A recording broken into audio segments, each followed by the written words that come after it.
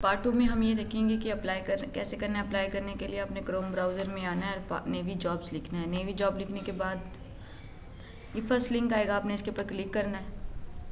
जैसे ही आप इसके ऊपर क्लिक करेंगे कुछ इस तरह की वेबसाइट ओपन हो जाएगी। आपने स्क्रॉल डाउन करके नीचे आना है। उसके बाद ये सिविलियन लिखा हुआ है, इसमें आपने रजिस्टर नाउ पे क्लिक करना है। रजिस्टर नाउ पे क्लिक करने के बाद अपने एडवर्टाइजमेंट के बारे में बताना है कि कौन सा था। ये बैच A226 का है। ये बैच ये एडवर्टाइजमेंट के ऊपर भी लिखी हुई है बात। ब्रांच कौन सी है, तो असिस्टेंट NHQ के लिए आपने ये भी देखना है। यहाँ पे देखें, ये देखिए यहाँ पे लिखा हुआ LDC NHQ में LDC PNC में भी आपने ये चीज़ें दोनों देखनी है कि आपने इन दोनों में से किसके लिए अप्लाई करना है। हमने जो एडवर्टाइजमेंट पढ़ा था उसमें 3 टाइप थी, आपने उन तीनों टाइप को ध्यान में रखते हुए अप्लाई करना है। तो मैंने असिस्टेंट NHQ के लिए अप्लाई करना है, ये यहाँ पर आ गया। उसके बाद PNRC और CNRC के आपने कहाँ पर टेस्ट देना है, तो जो मुझे करीब होगा मैं वहाँ पर देना चाहूँगी। तो ये मेरा लाहौर के लिए मुझे करीब पड़ रहा है, मैं लाहौर में दूँगी। टेस्ट डेट क्या होनी चाहिए,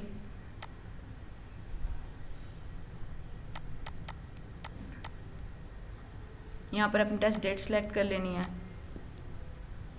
उसके बाद असिस्टेंट के लिए पहले भी हमने वहाँ पर पीछे इसकी कंडीशन पढ़ी है। यहाँ पर भी पहले भी हमने पीछे एलिजिबिलिटी क्राइटेरिया पढ़ा। यहाँ पर उन्होंने हर एक जॉब के लिए स्पेसिफाइड कर दिया। आप जिसके लिए भी अप्लाई करेंगे आपको ये वाला ब्लू वाला खाना मिलेगा, आप इसको पढ़ लें। उसके बाद नीचे आ जाएं, कैंडिडेट टाइप्स कौन सी होनी चाहिए। हम सिविलियन के लिए कर रहे हैं तो सिविलियन आ जाएगा। यहाँ पे डिसेबिलिटी होती है माजूरी की, आपको कौन सी माजूरी है, इनमें से जो भी होगी आप वो लिख दें। अगर इसमें से आपको वो नहीं मिल रही जो आप में माजूरी, आपने अदर पे क्लिक करना है। अगर आपको अल्हम्दुलिल्लाह कोई माजूरी नहीं है तो आपने नॉट एप्लीकेबल पे क्लिक कर देना है।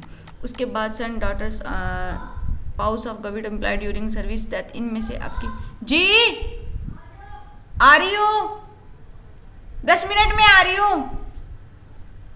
सन daughters spouse of government employ during service death के दरमियान ड्यूरिंग सर्विस के दौरान क्या आप इनमें से कोई फोत हुआ है। अगर हुआ है तो आप उसके बारे में ये नीचे इन्फॉर्मेशन दे देंगे कि कौन बेटा हुआ, बेटी हुआ है, बीवी हुई, जो भी हो। अगर नहीं कोई हुआ तो नॉट एप्लीकेबल पे कर देंगे। और इनमें से जो भी हुआ, आप गवर्नमेंट सर्वेंट हो या एक्स मिलिट्री, उस पर क्लिक कर देंगे। अगर नहीं है तो दोनों छोड़कर नीचे आ जाएँ।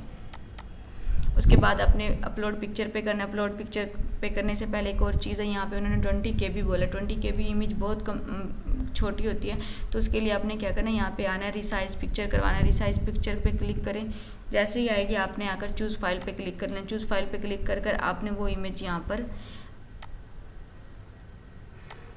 ले आनी है। उसके बाद सिलेक्ट यूनिट करें। अगर आपको KB में चाहिए तो KB में, और अगर MB में चाहिए तो MB। उसने KB में चाहिए तो हम यहाँ पर KB कर लेंगे। इंटर साइज़, इंटर उसके लिए कितना था, 20 KB था। और बाकी आपने रिसाइज इमेज पे क्लिक कर देना है। रिसाइज इमेज पे क्लिक करोगे, यहाँ पर वो इमेज अपलोड होकर आ गया। हमने यहाँ से इसको डाउनलोड कर लेना है। जैसे ही आप इसको डाउनलोड करोगे उसके बाद वापस पीछे आ जाओ। पीछे आने के बाद अपलोड पिक्चर पे क्लिक करो। अपलोड पिक्चर पे क्लिक करने के बाद जो आपने इमेज छोटी की थी उसको यहाँ से लाकर ओपन कर दो। जैसे ही आप इसको आकर ओपन करोगे उसके बाद नीचे आ जाओ, कैंडिडेट्स नेम, आपने यहाँ पर उसका नाम लिखना है। फिर उसके बाद candidate CNIC number candidate CNIC number लिखो यहाँ पर अपना। तो यहाँ पर मैं सिर्फ फॉर्मेशन लिखने लग रही हूँ, किस तरीके से आपने लिखना है। मैं यहाँ पर नंबर नहीं लिख के दिखा रही, वो यूट्यूब की अगेंस्ट पॉलिसीज़ के अगेंस्ट चला जाता है, इस वजह से वीडियो बैन होती है। मैं वीडियो पता नहीं कितनी बार रिकॉर्ड कर रही हूँ।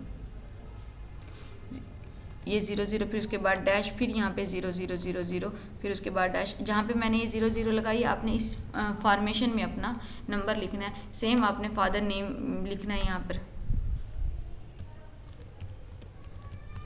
फिर उसके बाद फादर CNIC नंबर लिखना है आपने यहाँ पर।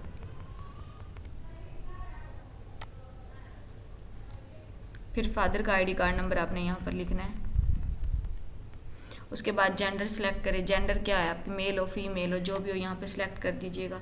उसके बाद फीमेल हाइट कितनी, जिसकी आपने अप्लाई करनी है उसकी आपने यहाँ पर हाइट लिखनी है। हाइट मैं लिख लेती हूँ। उसके बाद मैरिटल स्टेटस, शादीशुदा है, गैर शादीशुदा है, तो वो यहाँ पर लिख दें। मज़हब मुस्लिम हो, नॉन मुस्लिम हो, वो यहाँ पर लिख दें। प्रोवेंस सुबह कौन सा है आपका, वो यहाँ पर सिलेक्ट कर लें। उसके बाद डोमिसाइल कौन सा है आपका, उसके बाद कौन से ज़िले का आपका डोमिसाइल है वो यहाँ पर सिलेक्ट कर दें।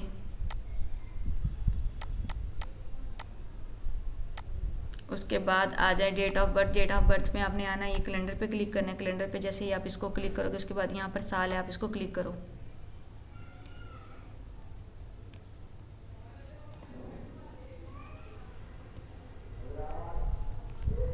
साल को क्लिक करने के बाद फिर आपने मंथ पे करना है। मंथ पे क्लिक करने के बाद फिर आपने तारीख पे क्लिक करना है। ये देखिए बिल्कुल एग्जैक्ट डेट बनकर आ गई। यहाँ पर आपने वो ईमेल देनी है जो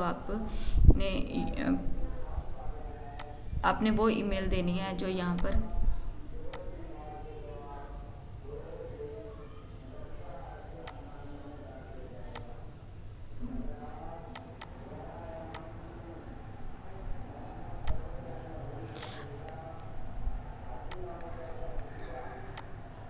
ईमेल आपने वो यहाँ पर लिखनी है जो आप मोस्टली ईमेल आपने वो यहाँ पर लिखनी है जो आप मोस्टली यूज़ करते हो। फिर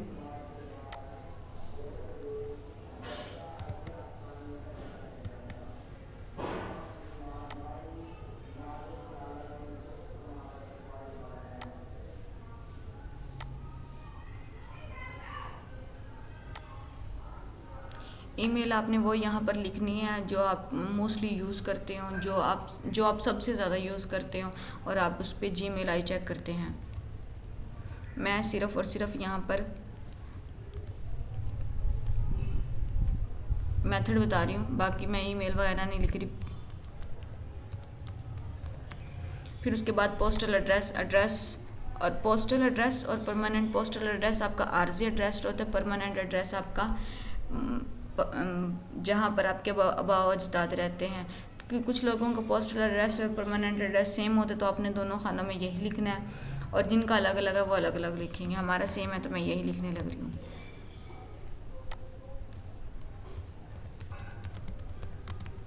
उसके बाद कैंडिडेट मोबाइल नंबर आपने यहाँ पर लिखना है, अपना फ़ोन नंबर लिखना है। फिर उसके बाद यहाँ पर फादर वो लिखना है यहाँ पर। उसके बाद नीचे आ जाओ, एकेडमिक रिकॉर्ड में आपकी डिग्री के लिहाज से लिखी कौन सी डिग्री है। तो मैंने असिस्टेंट के लिए लिखा, तो यहाँ पर बैचलर आ गया, मैं बैचलर के लिए अप्लाई कर देती हूँ।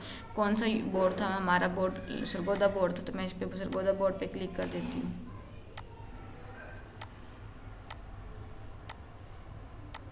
आप अपना देख लें आपका कौन सा बोर्ड बनता है।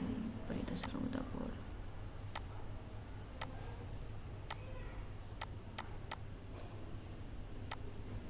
उसके बाद यहाँ पर ऑब्टेन परसेंटेज की कितनी परसेंटेज बनती थी। उसके बाद यहाँ पर आप आएँ और नीचे अप्लाई पे क्लिक कर लें। यहाँ पर आएँ और अप्लाई पे क्लिक करें।